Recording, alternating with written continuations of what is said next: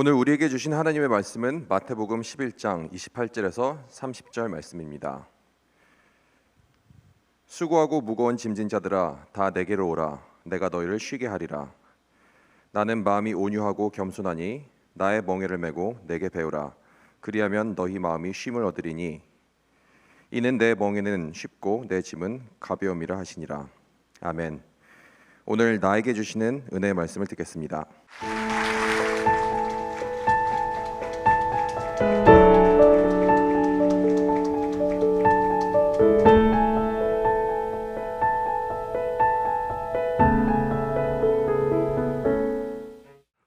이 귀한 자리에 그 부족한 사람을 불러주셔서 굉장히 고맙다고 얘기할까요? 아니면 기쁘다고 얘기를 드려야 될까요? 제가 여기 오기 전에 허브교회는 또 어떤 교회인가 하는 걸 알아보기 위해서 그 홈페이지에 들어갔다가 깜짝 놀랐습니다. 대한민국 한복판 서울에 한복판 강남에 한복판 반포에 이런 교회가 있을 수 있나 하는 이런 느낌이 들어서 굉장히 제가 놀랐습니다. 더더군다나 저 뒤에 십자가 저 모습이 그 동영상으로 보니까 너무나 임프레시브 하더라고요. 그래서 저 어떤 배경을 하면 저렇게 나오나 그러고 와서 계속 봤더니 정말 그 교회 예배당에 십자가를 저렇게 뉘어가지고 마치 그 골고다에 예수님이 지고 가는 십자가 같은 그런 느낌을 이렇게 주는 그런 십자가를 모양을 저렇게 해주셔서 저보다 대단하구나 하는 이제 그런 느낌이 들었어요. 근데 저를 그 안내해 주신 우리 그 정 목사님께서 천마디가 우리 허브교회는 보통 교회보다는 수준이 굉장히 높습니다 이렇게 얘기하시는 거예요. 그래서 제가 그렇지 않아도 굉장히 떨렸는데 지금 굉장히 부담이 많습니다. 그러니까 다른 교회에서 하듯이 그렇게 하면 안 된다 뭐 이런 얘기인 것 같아요. 그래서 제가 어떻게 좀 질 높게 할 수 있을까 지금 굉장히 고민을 지금 하고 있는 중입니다. 근데 원래가 사람이 질이 높아야 제절로 질이 높은 거지 뭐 그렇게 갑자기 하려고 되게 하겠습니까? 그래도 제가 그래도 위안이 되는 거는 여기 네 분의 강사님들이 오시는데 지난주에 그 이지선 교수께서 오셨잖아요. 그분은 뭐 존재 자체로 우리에게 감동을 주시는 분이잖아요. 사실 우리 주위에 그 존재 자체로 감동을 주는 분 자체가 그렇게 많지 않잖아요. 근데 그분이 여기 오셨다니까 그분을 따라갈 만한 분이 지금 대한민국에 누가 있겠어요? 그래서 이분이 이렇게 잘하셨고 그 다음에 앞으로 두 분이 오실 분이 또 이상옥 교수님이랑 우리 권수영 교수님은 또 제가 잘 아시는 분들인데 이분들이 또 대단하신 분들이잖아요. 그래서 이제 제가 마음이 많이 놓였습니다. 4번 중에 한 번 정도는 이거는 뭐 삑사리가 들어가도 괜찮은 거죠. 이게 삑사리라고 좀 전문적인 용어를 써서 죄송한데요. 하여튼 느낌은 4번 중에 한 번은 이거는 꽝이어도 괜찮다. 나머지 3분들이 다 잘해주신다. 이제 이런 뜻이니까 제가 많이 편해졌다 그런 얘기입니다. 가끔 가다가 한번 맛없는 밥을 먹어보셔야지 평소에 드시는 밥이 얼마나 맛있는 밥인가 하는 것도 알 수 있잖아요. 오늘 제가 그냥 잠깐 말씀을 드리고 싶은 것은 예수님은 어떤 분이신가 하는 그런 내용입니다. 예수님은 과연 어떤 분이신가? 이 귀한 이 주일날 예배 드리러 오신 여러분들은 참 예수님에 대한 믿음이 강하신 분들이라고 저는 생각을 하는데 그런 분들에게 생뚱맞게 예수님이 누구냐 하는 질문을 던진다는 게 좀 죄송스럽기는 해요. 그러나 가끔 가다가 우리가 예수님을 믿고 예수님을 따라가는 삶을 사는 사람들이기 때문에 나에게 있어서의 예수님은 과연 어떤 분인가 하는 걸 이렇게 한번 점검을 한번 해보는 것도 상당히 바람직하다 이렇게 생각이 돼요. 여기 지금 제가 와서 굉장히 좋았던 거는 부부가 같이 오신 분들 또 비교적 좀 젊으신 분들이 많이 계시기 때문에 그게 제가 굉장히 마음이 좋습니다. 근데 여기 지금 부군 되시는 분들한테 제가 좀 여쭤볼게요. 옆에 계시는 또는 댁에 계시는 그 아내가 나를 잘 알고 있다 이런 느낌이 드십니까? 아니면 잘 모르고 있다 이런 느낌이 드십니까? 예. 이분이 알고 있다라고 얘기했는데 평소에 사시는 게 굉장히 힘드신 모양입니다. 공개적으로 그걸 그렇게 얘기하는 걸 심리학에서는 반동 형성이다 이렇게 부릅니다. 반대를 얘기한다 이런 뜻. 심리학자가 뭐 물어보면 대답하실 때 조심해야 됩니다. 이 심리학자들은 별로 그 안 좋은 버릇이 있어가지고요. 어떤 사람이 대답을 하면 그 대답을 고지고대로 듣는 게 아니라 저 사람이 삶이 어떻길래 저런 대답을 할까 이렇게 한번 이렇게 돌려서 생각하는 이런 버릇이 있기 때문에 그 심리학자하고는 별로 이렇게 가깝게 안 사귀는 게 좋습니다. 제가 금년에 44년 이제 결혼 생활을 합니다. 이제 제 아내, 저도 이제 심리학을 공부를 했고, 저 또 제 아내도 심리학을 공부하고 둘 다 이제 상담 활동을 하는데, 얼마 전에 제 아내가 저한테 충격적인 얘기를 했습니다. 그게 뭐냐면, 당신은 44년 동안 나하고 살면서 아직도 내가 어떤 사람인가를 잘 몰라? 이렇게 얘기하는 거예요. 그래서 그리고도 심리학 교수하는 게 부끄럽지 않아? 막 먼저 이런 분이 저한테 얘기를 해가지고 제가 한 사람을 아는데도 40년 가지고는 아직도 부족한 모양이구나. 과연 내가 죽기 전까지 이제는 제 아내에게 당신은 정말 내가 누군지 다 아는 사람이다 이런 얘기를 들을 수 있을까 하는 이제 그런 생각이 들었어요. 자, 그런데요, 예수님은 우리가 한 번도 만나뵌 분이 아니잖아요. 예수님은 다 만나뵌 척하고 여러분들 표정을 짓고 있는데 언제 뵀어요? 예수님을 2000년 전에 돌아가셨는데, 그리고 부활하시자마자 하늘을 가셨는데 뭐 언제 뵐 수가 있어요? 자, 그런데도 불구하고 우리는 예수님은 어떤 분일까 하는 거를 자꾸 알고 싶어져요. 왜냐하면 예수님이 어떤 분인가 하는 거를 이렇게 구체적으로 좀 알아야 그분하고 우리가 인격적 관계를 맺을 수 있을 거 아니겠어요? 그분이 어떤 분인가 하는 거를 우리가 이 형상화할 수가 없으면 우리는 사실 그분하고 인격적 관계를 맺을 수가 없죠. 그래서 사실 우리가 하나님은 어떤 분이냐, 예수님은 어떤 분이냐, 이게 이제 우리 이 신앙생활 하는 분들은 끊임없이 질문을 던져야 될 이제 그런 거잖아요. 살아있는 이 같은 집에서 몇십 년을 살아가는 내외끼리도 서로 당신은 아직도 나를 모른다 이런 섭섭한 마음이 들 때가 있는데, 그분을 우리가 어떻게 이해를 하고 어떤 분이라고 우리가 규정을 할 것인가 하는 것은 굉장히 큰 문제죠. 자, 그런데 이 예수님이 어떤 분이다 하는 것을 이제 성경은 신구약을 통해서 많이 알려주잖아요. 근데 그래도 한 군데서 일목요연하게 얘기를 해주신 게, 그냥 제 지식으로는 구약에 있는 이사야 선지자님께서 자세히 소개를 해주셨다고 저는 생각을 해요. 이사야 선지자님은 예수님이 오시기 700년쯤 전에 사셨던 분이잖아요. 이분이 앞으로 우리 가운데 한 어린아이가 태어나는데 그분은 양쪽 어깨에 정사를 매이신 분이다.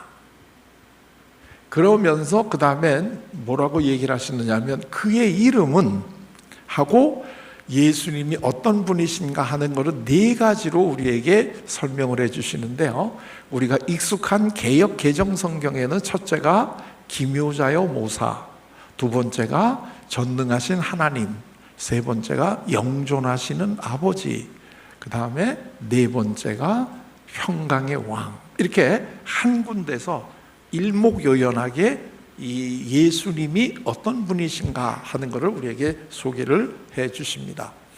자, 제가 한번 질문을 좀 드려보겠는데요, 이 네 가지 예수님 중에 여러분들은 한 분을 택한다고 한다면 어떤 예수님을 택하시겠습니까? 어떤 예수님이 제일 좋으신가요? 첫째가 기묘자여 모사, 둘째가 전능하신 하나님, 영존하시는 아버지, 평강의 왕. 이 네 가지의 예수님 중에서 제일 마음에 드는 예수님을 하나를 고르시라면 어떤 분을 고르시겠어요? 예? 전능하신 하나님. 예, 그렇죠. 아까 이제 심리학자들한테는 함부로 대답하지 말라고 그랬잖아요. 전능하신 하나님을 택하신다는데 뭐 하시는 일이 잘 안 되시나요? 이 네 가지 중에 어느 예수님을 제일 좋아하세요? 예? 평강의 왕. 이럴 때 제가 뭐라고 얘기할지 아시죠? 요새 뭐 마음에 불편한 거 있으세요? 혹시 두 분이 불편하신 건 아니시죠? 자, 이렇게 뭐 전능하신 하나님, 평강의 왕, 그 다음에 영존하신 아버지, 이제 이게 제일 많아요. 제일 많은 게 전능하신 하나님, 이게 제일 많고요. 그 다음이 이제 이 두 가지가 갈려요. 평강의 왕, 그 다음에 영존하신 아버지, 이렇게 갈리는데 정말 신통하게도 이 기묘자요 모사로서의 예수님을 좋아한다는 분은 거의 없어요. 제가 여기 한번 질문을 해볼까요? 여기 지금 나는 이 네 가지 예수님 중에 기묘자요 모사로서의 예수님이 제일 좋다 하시는 분 손 한번 들어보실래요? 예, 없으시죠? 여기도. 참 그 신기하지 않아요? 어떻게 한두 분이라도 좀 그 기묘자요 모사로서의 예수님이 좀 외로우실 것 같아서 손 드실 것 같은데 한 분도 안 들어요. 근데 그 이사야 선지자님께서는 그 이 예수님을 소개할 때 이게 제일 먼저 나와요.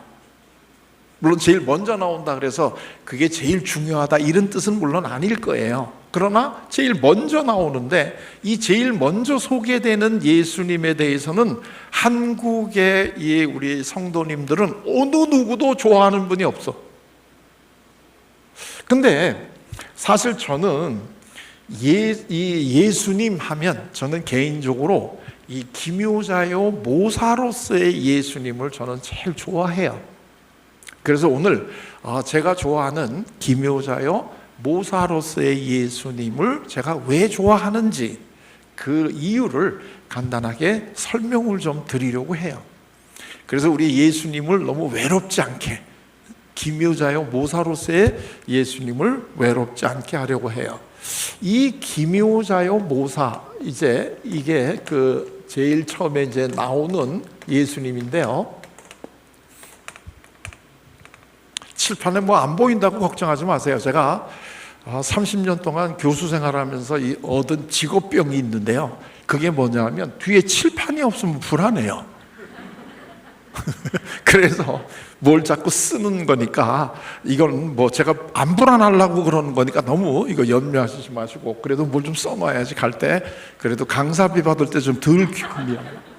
자, 이 기묘자요 모사 이게요. 지금 그 영어 성경에는 이게 뭐라고 번역이 되어 있느냐면 원더풀 카운슬러 이렇게 번역이 되어 있습니다. 이렇게 이제 번역이 되어 있는데요. 여기가 수준이 높은 교회라고 그러니까 영어를 좀 쓰겠습니다. 이 원더풀 카운슬러 이렇게 이제 되어 있어요. 그러니까 참 그 뜻이 좀 굉장히 다르게 번역이 되어 있습니다. 이거는 번역이 가지고 있는 한계니까 어쩔 수 없는데요. 이 기묘자요 모사라 이렇게 얘기할 때는 우리 느낌이 확 안 와닿는데 왜냐하면 기묘자 모사가 우리 일상적으로 별로 안 쓰는 단어니까요. 근데 원더풀 카운슬러 하게 되면 확 느낌이 오죠. 원더풀, 이건 뭐 굉장히 뛰어난, 훌륭한, 뭐 위대한 이런 뜻이잖아요. 원더풀. 그러니까 Hope Church is a wonderful church.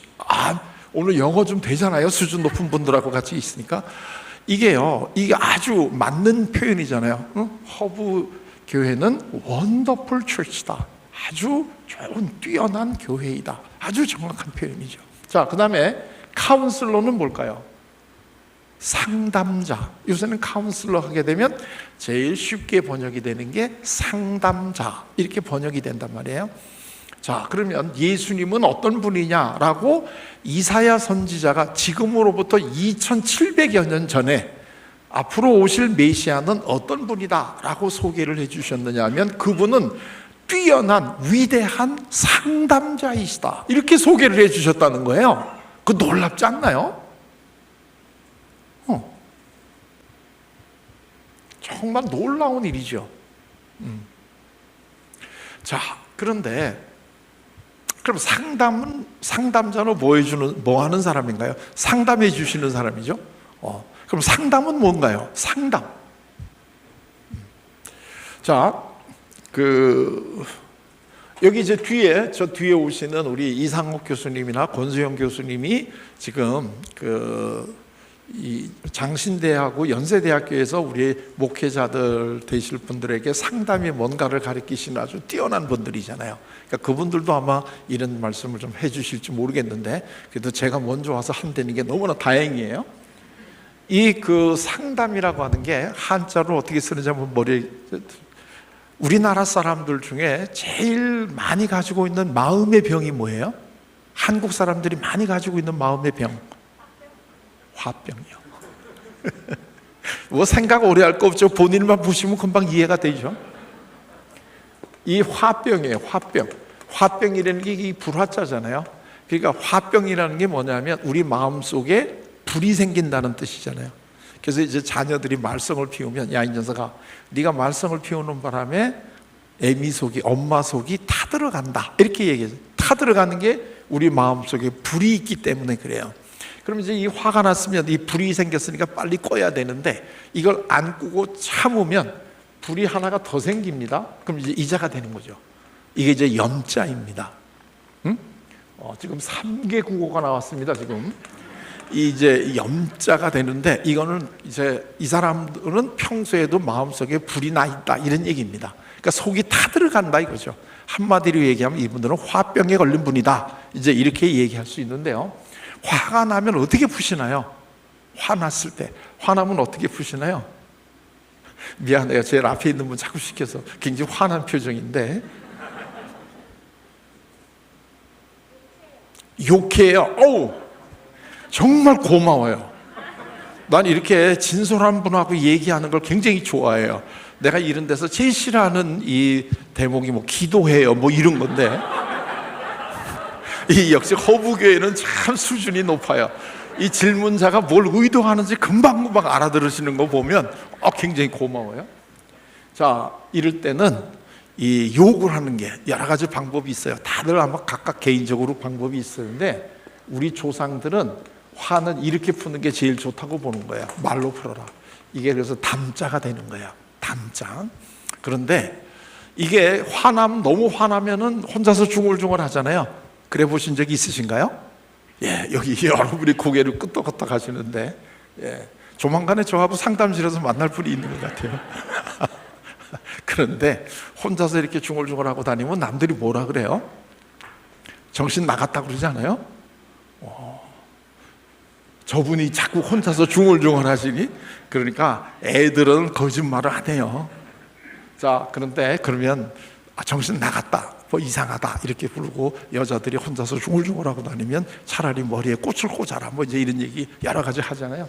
그래서 혼자 하면 보기도 안 좋고 휴 없어서 이게 앞에 이렇게 하나 붙여요. 서로 상자.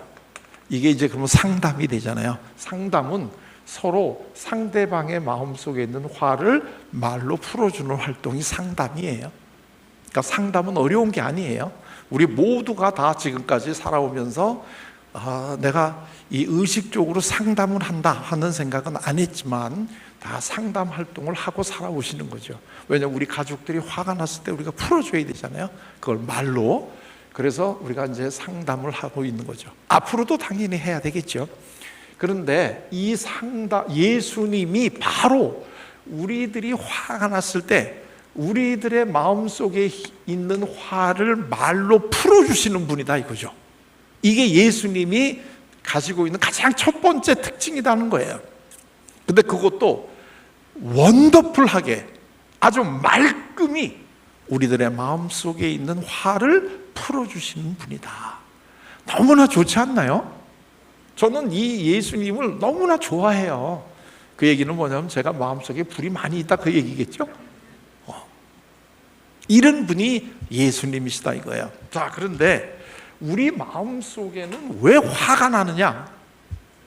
이걸 예수님께서는 뭐라고 표현을 해주셨느냐 하면, 상담자로서의 예수님이 내가 해주는 상담은 뭔가 하는 것을 우리가 오늘 읽은 구절에서 분명하게 말씀을 해주시는데, 그게 뭐냐면 수고하고 무거운 짐을 지고 있는 사람들아 내게로 오라. 내가 너희를 쉬게 하리라. 참 좋지 않나요? 수고하고 무거운 짐을 지고 있는 사람들아 내게로 오라. 내가 너희를 쉬게 해줄게. 와, 저는 이 예수님을 참 좋아해요. 수고하고 무거운 짐 지고 있는 사람들아, 그렇게 되면 우리가 당연히 화가 나겠죠. 이 사람들아 다 내게로 와. 내가 너희를 쉬게 해줄게. 자, 그러면 그런데 그것도 말끔히 쉬게 해줄게. 깨끗하게 쉬게 해줄게. 자, 이 이야기인데요. 왜 우리가 수고하고 무거운 짐을 지고 왜 우리가 화가 나는가? 그거는 여기서 얘기하려면 굉장히 길잖아요. 그렇기 때문에 다 얘기를 우리가 할 수는 없어요. 그러나 분명한 것은 어떤 일 때문에 수고하고 무거운 짐을 지었든지 어떤 일 때문에 화가 났든지 간에 나한테 와. 내가 그 화를 다 풀어주고 너희들을 쉬게 해줄게. 와, 참 예수님이 우리에게 지금 해주시는 말씀이다 이거예요. 여기 혹시 나는 수고하고 무거운 짐을 지지 않았기 때문에 예수님한테 상담받을 필요가 없다 이렇게 생각하시는 분이 있으시면 손 한번 들어봐 주실래요? 예, 고마워요. 왜냐하면 여기 손 드시는 분은 여기 있기보다는 빨리 병원에 가셔야 될 분이거든요. 제가 지금까지 10년 동안 1년에 한 5, 60교회 교회 가가지고 이제 강의를 하는데요. 이 질문을 했는데 갑자기 어느 분이 속을 번쩍 드시는 거예요. 그래서 놀랐어요. 저분 급하다 그런 생각을 했는데 나중에 물어보니까 졸다가 갑자기 손 들라 그래서 손 들었대요. 그러니까 그런 분 빼고는 우리 다 수고하고 무거운 짐을 지고 있어요. 누구에게 내가 얘기를 했느냐 안 했느냐 뿐이고 내하고 제일 가까운 내 사랑하는 부인과 남편에게 내가 얘기했는지 안 했는지의 차이가 있는 것뿐이지 아무리 우리가 사랑하는 가족이라도 정말로 내 마음속에 있는 수고하고 무거운 짐을 다 우리가 얘기하고 쉴 수는 없어요. 왜냐하면 그 인간 때문에 화가 났거든. 근데 그걸 어떻게 대놓고 얘기를 해요? 그러면 화가 더 날 수밖에 없는데, 그러니까 참는 것들이 굉장히 많이 있는데 예수님께서 우리에게 그거를 다 해결해 주실 테니까 오라는 거예요. 자, 그러면 정말 예수님께서는 우리들의 수고하고 무거운 짐을 다 해결해 주시는 분인가 하는 것을 한번 예수님의 상담의 예를 가지고 어떻게 예수님이 상담을 해 주시는가 하는 것을 한번 또 소개를 해 드리려고 하는데요. 예수님은 3년 동안의 짧은 그 공생의 기간에 수없이 많은 사람들을 만나십니다. 그리고 몸이 아픈 사람에게는 몸을 고쳐주시고 치료를 해주시고 마음이 아픈 분들에게는 마음의 그 짐을 내려놔 주시는 상담을 해주시고 영적으로 괴로운 사람들에게는 그 영적인 문제를 해결해 주시는 치유를 해주십니다. 이게 이제 예수님의 모습인데 그 중에서 가장 대표적으로 예수님을 만나서 상담을 받고 마음에 수고하고 무거운 짐을 내려놓은 사람, 그 사람을 하나를 예를 들어서 예수님이 어떻게 우리들의 상담을 해주시는지 하는 것을 한번 알아보도록 하겠는데요. 그 사람이 누구냐면 이 삭개오라고 하는 사람입니다. 이 삭개오라고 하는 사람은 누가복음에 나와 있는 인물인데요. 우리 다 알고 있는, 교회 다니신 분들은 다 알고 있는 인물입니다. 자, 이 삭개오라고 하는 사람은요, 성경에 여러 가지로 설명이 되어 있는데 이분이 이제 세리장입니다. 이 세리장인데 어디에 세관의 장이냐면 여리고, 그 당시 그 예수님 당시에는 그 유대 지방에 세관이 세 군데가 있었다 그래요. 그 중에 이제 한 군데가 여리고인데 그 여리고 지역에 이제 세관장인데 이 세리 중에서도 장이라는 거예요. 이 예수님 당시에 사람들로부터 제일 그 욕을 먹는 사람들이 남자 대표적인 게 세리 아닌가요?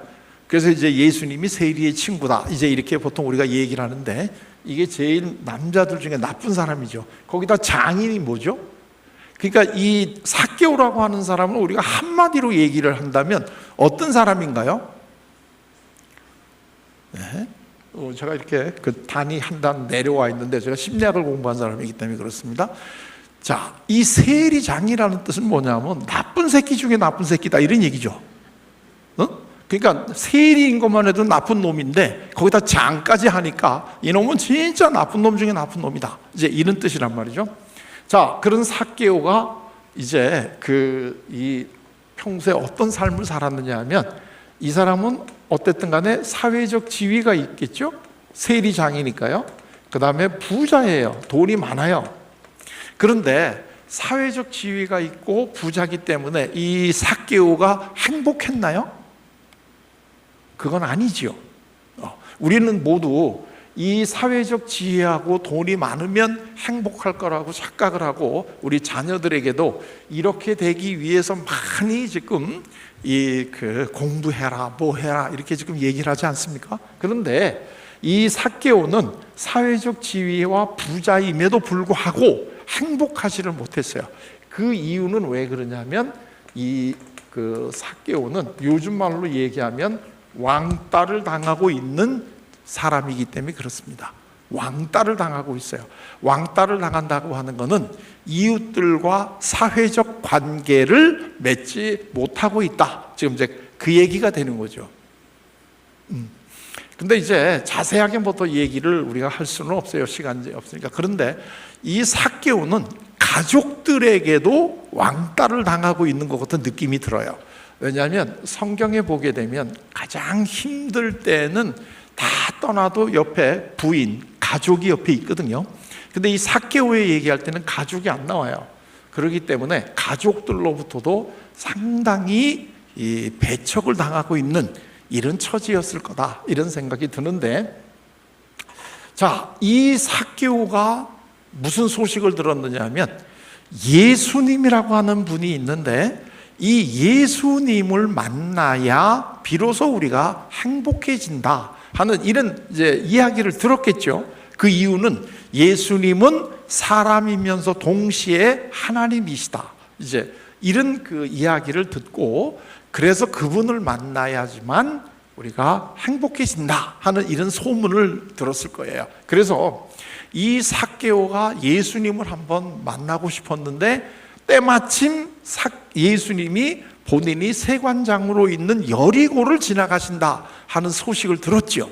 그래서 이 삭개오가 예수님을 만나려고 나갔는데요, 우리 성경에 보면 아주 재미있게 표현이 되어 있는데 이 삭개오는 예수님이 어떤 사람인가 하고 알아보려고 나갔어요.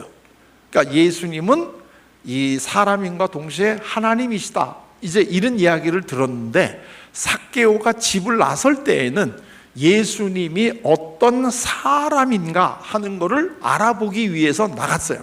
나갔는데 온 마을 사람들이 다 예수님이 지나간다는 소식을 듣고 예수님을 만나 뵈려고 나와 있기 때문에 삭개오는 예수님을 뵐 수가 없었어요. 왜냐하면 삭개오는 키가 작아요.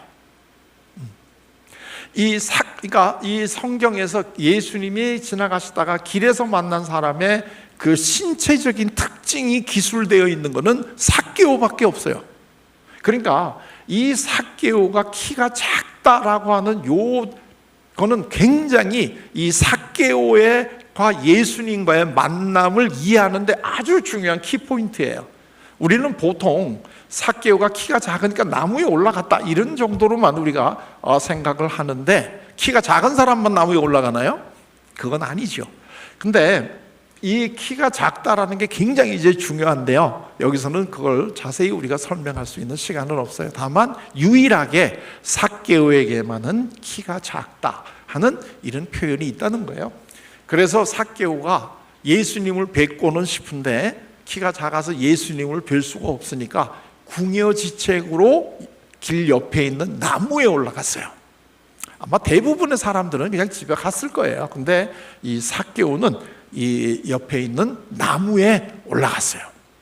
올라가니까 저쪽에서 지금 예수님이 오시는데 앞에 뭐 딱 봐도 예수님 같이 생기신 분이 딱 앞에 계시고 그 뒤에 12제자가 따라오고 그 뒤에 많은 무리들이 따라오는 거가 이렇게 보면 알지 않겠어요?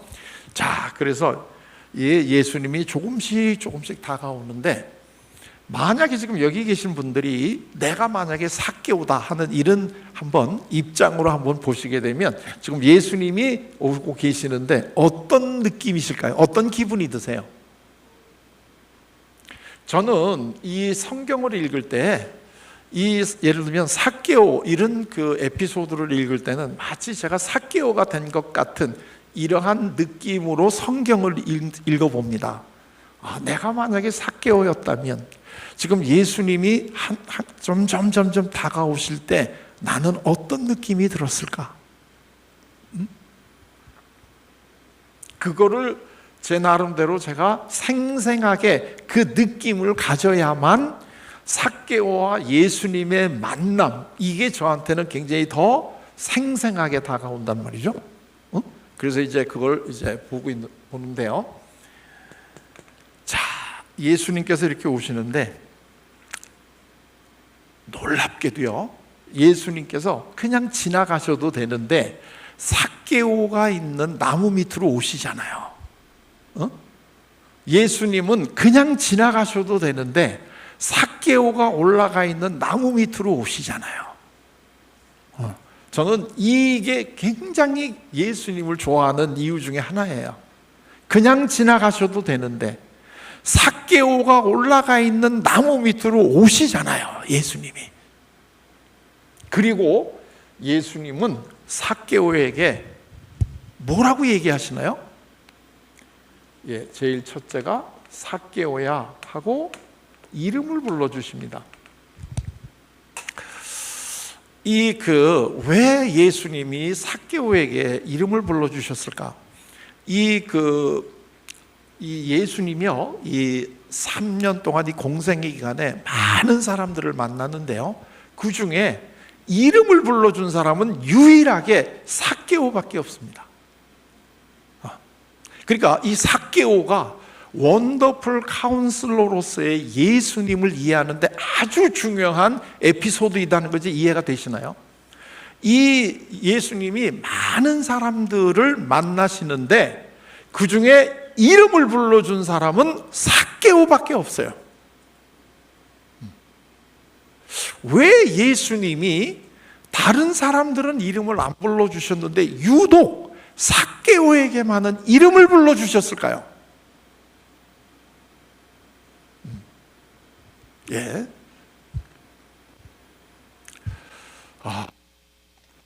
저도 피곤한데 이 주일날까지 와가지고 안 좋은 머리로 자꾸 정답을 알아내려고 애쓰지 마십시오. 왜냐하면 아무도 모릅니다.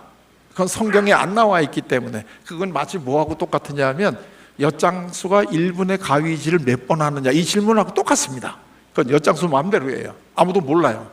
다만 우리는 그냥 그 예수님의 마음을 좀 이해해 보려고 추론해 볼 수 있을 따름이에요. 그런데 예수님이 상담자이시다, 원더풀 카운슬러이시다, 그리고 이 원더풀 카운슬러로서의 예수님이 하시는 일은 수고하고 무거운 짐진 자들에게 쉬게 해주시는 분이다 하는 이런 걸로 우리가 한번 염두에 두고 유추를 해보게 되면 이 삭개오가 지금 왕따를 당하고 있다는 거잖아요. 이 수고하고 무거운 짐이. 그럼 이 삭개오는 마음이 어땠을까요? 지금 아마 제일 먼저 굉장히 외로웠을 것 같아요. 그죠? 왕따를 당하고 있으면, 어떤 이유든지 간에 왕따를 당하고 있으면 굉장히 외로웠을 것 같고, 그 다음에 이웃들로부터 하니까 그 다음에는 상당히 자랑스럽지는 않았겠죠. 부끄럽다. 자기가 세리장이라는 게 그렇게 자랑스럽진 않았을 거예요. 그 다음에 또 한편으로는 자기를 갖다가 그 왕따 당시키는 이 이웃들에게 굉장히 화가 났을 수도 있겠죠. 자, 이런 것들이 지금 삭개오가 느끼고 있는 마음속에 무거운 짐이잖아요. 자, 이런데 이 외롭고 부끄럽고 화가 나고 하는 이런 왕따 당하는 사람이 제일 필요한 게 대상이 누굴까요? 왕따 당한 사람한테 제일 필요한 대상. 예? 그렇죠. 친구 아니겠어요? 친구. 그런데 그러면 예수님은 지금 삭개오의 이 수고하고 무거운 짐을 덜어주시기 위해서 삭개오에게는 친구가 필요하구나 하는 것을 아셨죠. 이게 원더풀 카운슬러이시니까요. 그런데 그럴 때 나는 너의 친구야 하는 것을 삭개오가 느끼게 해주는 제일 효율적인 방법이 뭘까요? 그렇죠. 이름을 불러주시는 거예요. 이름을 불러주는 거.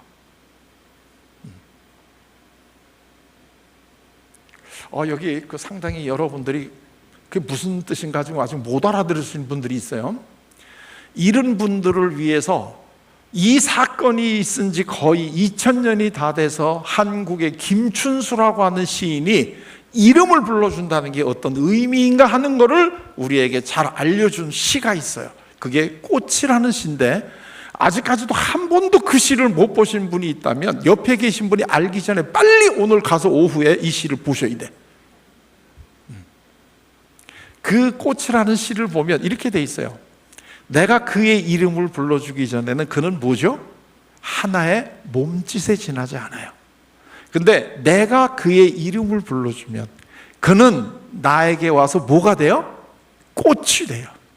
이름을 불러준다고 하는 것은 하찮은 존재, 이 하찮은 몸짓에 지나지 않는 이 존재가 아름답고 귀한 꽃이 되게 만드는 기적이 일어나는 게 이름을 불러주는 거.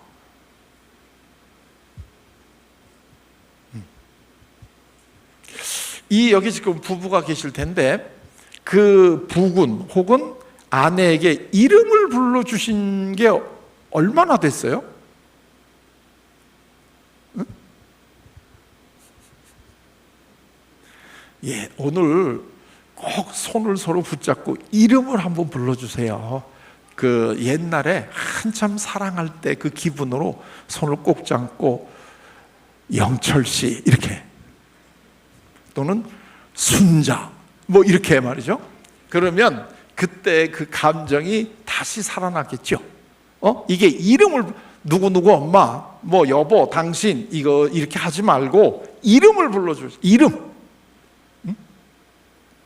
가끔 가다 보면 그 어머니들이 자기 자녀 부를 때 아들아, 딸아 이렇게 부르는 분이 있는데 그게 자기하고 이렇게 깊은 관계라기보다는 그냥 보통 명사로 생각하시는 모양이죠. 아들, 딸 이렇게. 그렇게 하시지 마시고 이름을 불러주시라는, 이름을. 그 이름 안에는 너하고 나하고는 친구야, 하나야, 내가 너를 알고 있다 하는 이런 의미가 있다는 거죠. 자, 그 다음에 예수님께서는 이름만 불러주신 게 아니라 그 다음에 속히 내려와, 나는 너하고 함께 있고 싶어, 속히 내려와. 그 다음에 마지막으로 결정적으로 오늘 밤 내가 너희 집에서 하룻밤 묵겠다. 야, 이 세 번째 이 이야기가 아주 결정판입니다. 삭개오야, 내려와. 그리고 한번 만난 다음에 나는 네 친구야, 알았지? 그리고 한번 이렇게 안아주고 자, 빠이. 그리고 가신 게 아니고 오늘 내가 너희 집에 묵겠다. 와, 정말 대단하지 않아요? 자, 그렇게 되니까 당연히 삭개오가 예수님을 모시고 이제 집으로 가는데요. 어떻게 가나요? 어떤 상태로? 이게 저는 굉장히 중요한 이 단어인데 우리 교회에서는 별로 이게 강조가 안 돼요. 그게 뭐냐면 즐거워하며. 이 삭개오가요, 예수님을 만나고 예수님이 친구라고 하는 것을 알고 난 다음에 예수님을 모시고 집에를 가는데 어떻게 가냐면 즐거워하며 예수님을 만났다는 것에 나타나는 가장 대표적인 표시는 즐거워한다는 거예요. 그래서 사복음서에서 예수님을 만난 사람들의 공통된 특징이 뭐냐면 다 즐거워졌다는 거예요. 왜? 그분이 원더풀 카운슬러이시니까. 오늘 우리 이 예배를 드리기 전에 우리 준비 찬송에도 불렀잖아요. 내 영혼이 은총 입어 중한 죄짐 벗고 보니 그 다음에 만 마지막에 후렴이 뭐예요? 주 예수와 동행하니 그 어디나 하늘나라. 주 예수와 동행하면 왜 그 어디가 하늘나라가 되나요? 그 이유가 뭐예요? 주 예수와 동행하면 그 어디가 하늘나라가 되는 이유가 뭐죠? 그거는 주 예수와 동행하면 항상 우리에게는 원더풀 카운슬러가 우리 옆에 계시고 오늘 밤에 우리 집에서 같이 주무시기 때문에 거기가 그 어디나 하늘나라가 되는 거 아니에요?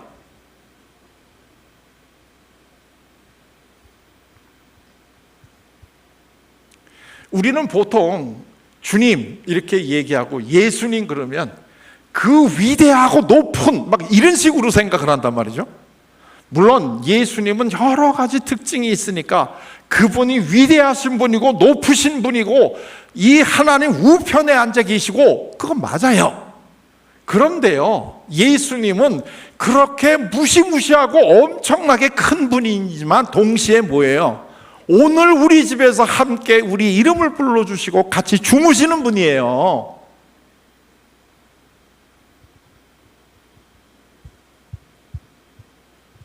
예수님은 다양한 모습을 가지고 계시는데, 그리고 예수님은 우리랑 같이 우리 집에서 오늘 묵으시기 위해서 이 땅에 오셨는데 우리는 다시 자꾸 하늘로 예수님을 보내지 않아요? 그러니 예수님을 모실 수가 없잖아요. 하늘로 보냈으니까. 그러면 우리는 항상 예수님을 우리가 모시고 살 수가 없잖아요. 그렇기 때문에 그 어디나 하늘나라가 아니지.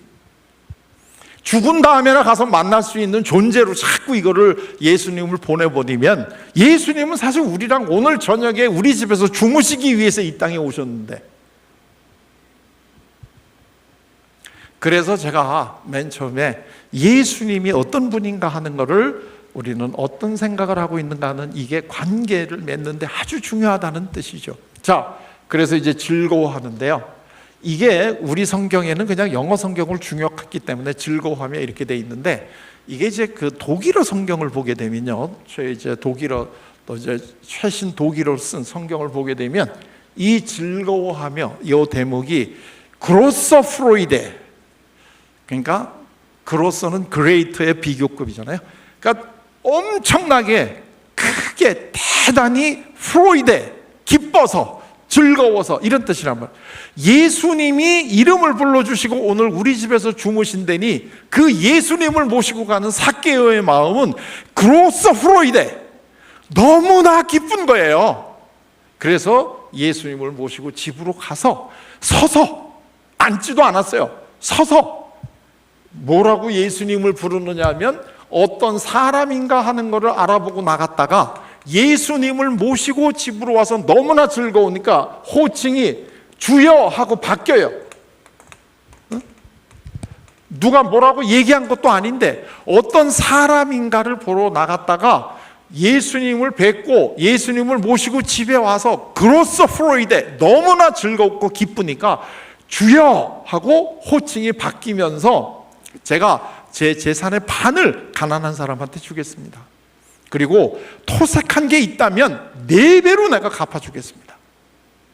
이걸 예수님이 하라고 얘기해서 한 게 아니에요. 자기가 자기 입으로 그냥 나온 거예요. 그랬더니 이 이야기를 듣고 예수님이 엄청난 말씀을 하신 거예요. 그게 뭐예요? 오늘 이 집에 구원이 이루었다. 삭개오는 그날 구원을 받았어요. 삭개오는 그날 구원을 받았어요. 예수님한테 직접 구원을 받았다 하는 이야기를 들은 마지막 사람이야, 삭개오가. 또 한 사람이 있다면 십자가에 달려서 옆에 달렸던 강독 한 사람이 있는데요, 그건 특수한 상황이고, 이 예수님의 생애 속에서 예수님한테 직접 너 오늘 구원을 받았다 하는 이야기를 들은 마지막 사람이 삭개오예요. 자,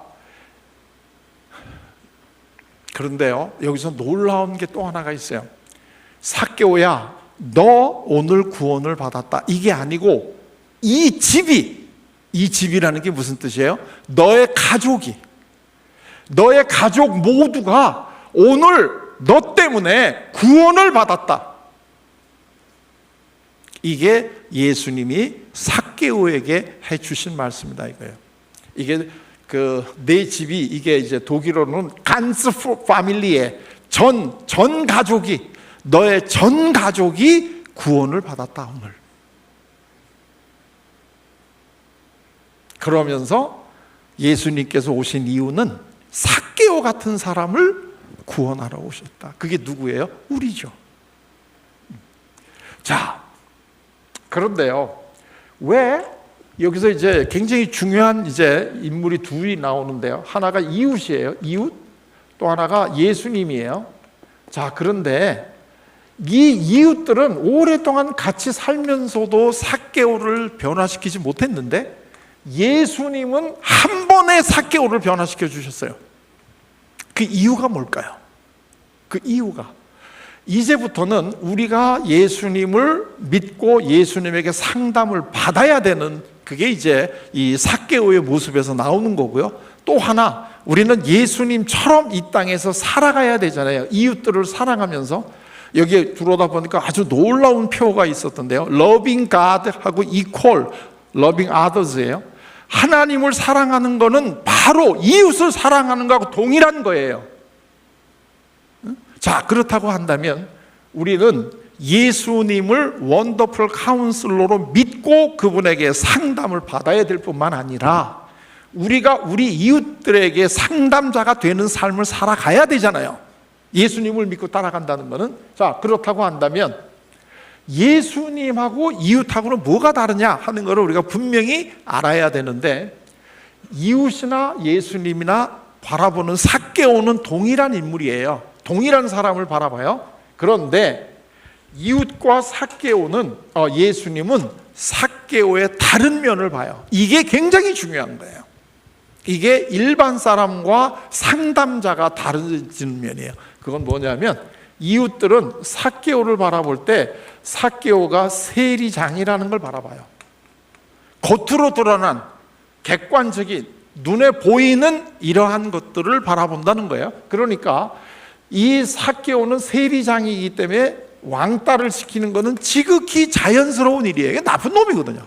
그러니까 당연히 왕따를 시키죠. 그리고 수차에 걸쳐가지고 너 세리장으로 살지 마, 너 동족의 고열을 빨아먹는 그런 일을 왜 하니? 하고 수없이 아마 충고도 하고 조언도 하고 비난도 했을 거예요. 삭개오는 눈 하나 까딱 안 하고 오히려 더 열심히 해서 세리장까지 올라갔어요. 그래서 결과는 뭐냐면 왕따를 당했어요. 그런데 예수님은 삭개오를 바라볼 때 이웃처럼 삭개오가 세리장이라는 걸 바라보는 게 아니에요. 예수님께서는 삭개오를 바라볼 때 삭개오가 왕따 당하고 있다는 걸 바라보고 계시는 거예요. 이게 일반 사람들과 상담자가 동일한 사람을 바라볼 때 다른 거를 본다는 뜻이에요. 여러분들도 우리 가족들에게, 우리 친구들에게, 우리 이웃들에게 예수님처럼 상담자가 돼 주시려고 한다면 그 사람이 세리장이라는 걸 보시면 안 된다는 거예요. 그거는 일반 이웃들이 하는 일이에요. 우리가 바라보는 거는 그 사람이 마음속에 있는 수고하고 무거운 짐은 뭘까? 이거를 보셔야 된다는 거예요. 그리고 이 왕따 당하고 있는 이 사람에게 우리가 친구가 되어 주셔야 그때야 이 삭개오처럼 즐거워하며 스스로 변한다는 거예요. 이게 예수님이 우리에게 알려주시는 진정한 상담자의 자세라는 거예요. 만약에 우리 남편, 우리 아내, 우리 자녀가 좀 변했으면 좋겠다는 생각이 있으세요? 그렇다면 어떻게 살아야 된다는 걸 알려주시지 마시고 이 사람이 그렇게 못 살게 된 마음속에 있는 이 아픔은 뭘까? 이거부터 먼저 공감을 해주셔야 된다는 거예요. 그래야 사람이 스스로 변한다는 거예요. 마치 삭개오가 스스로 변한 것처럼. 삭개오의 이 원래 뜻은 깨끗한 사람, 정의로운 사람 이런 뜻이래요. 그러니까 원래 삭개오는 본질적으로 정의롭고 깨끗한 사람이었는데 난쟁이와 같은 이런 키가 작은 현실 속에서 자기가 살아나기 위해서 어쩔 수 없이 택한 게 세리장이라는 걸 택하는 거예요. 그랬는데 이 예수님께서 자기의 마음속에 있는 이 아픔을 헤아려 주시니까 삭개오는 드디어 자기의 원래 모습이 나와서 내가 이 제사는 아무로도 이제 필요 없습니다 하는 걸 자기 입으로 얘기를 한 거예요. 그랬더니 예수님께서 오늘 내 집이 구원을 받았다, 이렇게 되는 거죠. 우리 모두가, 우리 옆에 있는 사람들도 다 마음속에는 하나님의 형상대로 지으심을 받은 고귀한 존재잖아요.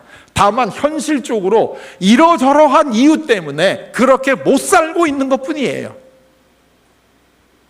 그때 우리가 너 얼마나 힘드냐, 너 그동안 얼마나 외로웠니, 얼마나 그동안에 참 화가 났니 하는 이 말을 해주시고 내가 오늘은 너와 같이 작게 하는 이 이야기를 해주셔야지만 우리 가족들이, 우리 이웃들이 변할 수 있는 힘을 얻는데, 사람이 변하기 위해서 제일 중요한 조건은 뭐냐면 즐거워해야 됩니다.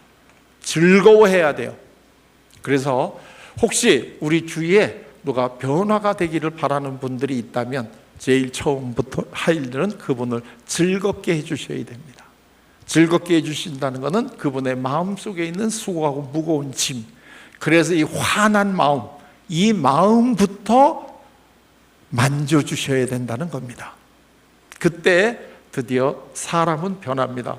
저는 30년 가까이 이 예수님이 이 삭개오를 통해서 해주신 이 상담을 흉내만 내도 많은 사람들이 변하고 즐거워지는 것을 제가 경험하고 살고 있습니다. 여러분들도 충분히 이거를 하실 수가 있습니다. 제가 우문현답을 하나를 하면서 제 이야기를 마치려고 합니다. 오늘 밤 예수님은 어디서 주무시나요? 오늘 밤. 다행인 거는 하나님 우편 이런 대답이 안 나오니까 진짜 고맙습니다. 오늘 밤에 예수님은 우리 집에서 주무십니다. 그 예수님을 만나셔야 됩니다. 우리 목사님들이 영 안을 떠라, 영적인 눈을 뜨면 이 자연이 다 하나님이 계신다, 이런 얘기를 하잖아요. 영 안을 떠야 되는데 당연히 영이 우리들의 귀도 열리셔가지고 우리 옆에서 이름을 부르고 계시는 예수님의 그 목소리를 오늘 꼭 들으시기를 바랍니다. 이 성경의 창세기는 우리가 하나님한테 불순종의 죄를 짓고 에덴 동산에서 쫓겨나는 것로부터 우리 인간의 비극이 시작이 되는데, 이 비극은 어떻게 끝날 수야 되느냐 하는 것은 성경의 맨 마지막 창세기에 요한계시록에 나와 있습니다. 내가 지금 문 밖에 서 있는데 내 음성을 듣고 문을 열고 나를 안으로 들여보내주면 내가 너희와 같이 먹고 너희가 나와 같이 먹을 수 있단다. 이게 성경의 맨 마지막에 요한계시록에 나오는 얘기입니다. 이게 창세기하고 요한계시록의 그 중간 부분을 건너뛰면 이거하고가 성경의 알파와 오메가 아니겠습니까? 오늘 그 예수님의 나의 이름을 부르는 음성을 꼭 들으시기를 바랍니다. 자, 제 이야기는 이걸로 마치도록 하겠습니다.